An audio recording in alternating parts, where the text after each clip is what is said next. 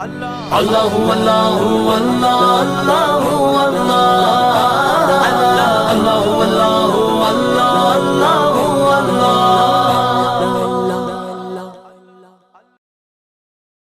ناظرین گرامی السلام علیکم ورحمۃ اللہ وبرکاتہ۔ پھر ایک مرتبہ استقبال ہے آپ کا NG میڈیا سروسز پر۔ میں آپ کا دوست رفیق محمد ارباز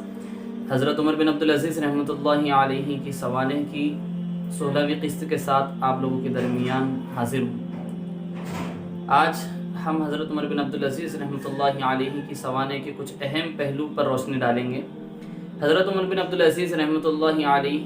اس وقت جس وقت میں آپ خلافت پر فائز تھے، آپ خلیفہ تھے، امیر المؤمنین تھے، حکمراں تھے، مملکت اسلامیہ کے تمام اقتدار آپ کے ہاتھ تھے، لیکن ان تمام چیزوں کے باوجود حضرت عمر بن عبدالعزیز رحمۃ اللہ علیہ کی سخاوت، آپ کی شجاعت، آپ کی ذہانت اور آپ کے خیالات کا کیا عالم تھا، یہ آپ بغور سماعت فرمائیں۔ ایک وقت کی بات ہے کہ حضرت عمر بن عبدالعزیز رحمۃ اللہ علیہ کو انگور کھانا دل چاہا۔ عام طور پر ہم لوگوں کا جب دل ہوتا ہے کہ انگور کھائے تو ہم میں سے شاید ہی کوئی ایسا ہو کہ جس کے پاس اتنی رقم نہ ہو کہ وہ جا کر انگور خرید کر کھا سکے، لیکن حضرت عمر بن عبدالعزیز رحمۃ اللہ علیہ کی عالی شخصیت کی شان دیکھیے۔ حضرت عمر بن عبدالعزیز رحمۃ اللہ علیہ اپنے بیوی سے، اپنے اہلیہ سے، فاطمہ سے کہتے ہیں کہ فاطمہ کیا تمہارے پاس 1 درہم ہے؟ تو حضرت فاطمہ فرماتی ہیں کہ آپ کو 1 درہم کس لیے چاہیے؟ حضرت عمر بن عبدالعزیز رحمۃ اللہ علیہ فرماتے ہیں کہ مجھے انگور کھانا دل چاہ رہا ہے، تو میں یہ چاہ رہا ہوں کہ 1 درہم آپ سے لے لوں تاکہ انگور خرید کر لا سکوں۔ تو حضرت فاطمہ اس وقت میں فرماتی ہیں بطور طنز کہ آپ امیر المؤمنین ہونے کے باوجود بھی 1 درہم نہیں رکھتے،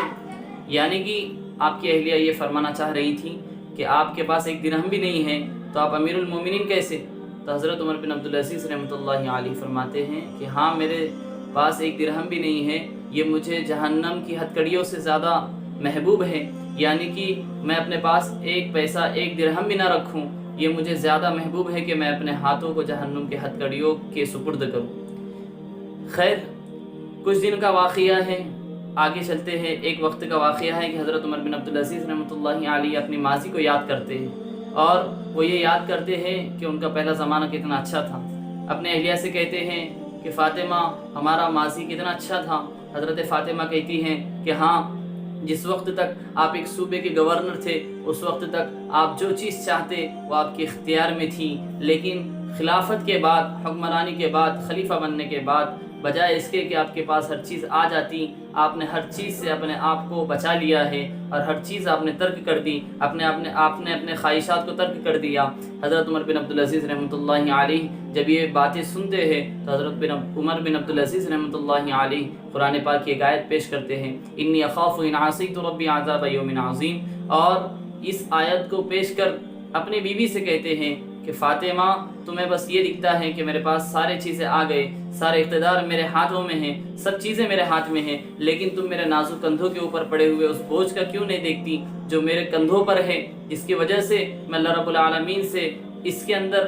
تھوڑی سی بھی خیانت کرنے پر اس بڑے دن کے عذاب سے میں ڈرتا ہوں، اور اس وجہ سے میں ان تمام چیزوں کو ترک کر چکا ہوں۔ یہ تھی آپ کی سادگی، یہ تھی آپ کی عاجزی، اور یہ تھے آپ کے خیالات جو حضرت عمر بن عبدالعزیز رحمۃ اللہ علیہ نے حکمرانی کی ہے۔ مختصر لمحے کے اندر لوگوں کے دلوں پر جنہوں نے حکمرانی کی ہے اور لوگوں کے دلوں کو جنہوں نے جیتا ہے، وہ حضرت عمر بن عبدالعزیز رحمۃ اللہ علیہ ہیں۔ وہ شاعر نے کیا خوب شعر کہا کہ یوں تو میں تیرے ظلم کی شکایت نہیں کرتا، یوں تو میں تیرے ظلم کی شکایت نہیں کرتا، اور ظالم بہت دیر تک حکومت نہیں کرتا، حکومت وہی کرتا ہے جس کا دلوں پر راج ہوتا ہے، ورنہ یوں تو گلی کے مرغوں کے سر پر بھی تاج ہوتا ہے۔ انشاءاللہ اللہ رب العالمین نے چاہا تو پھر ایک مرتبہ ایک نئے قصے کے ساتھ آپ لوگوں کے درمیان حاضری ہوں گی۔ السلام علیکم ورحمۃ اللہ وبرکاتہ۔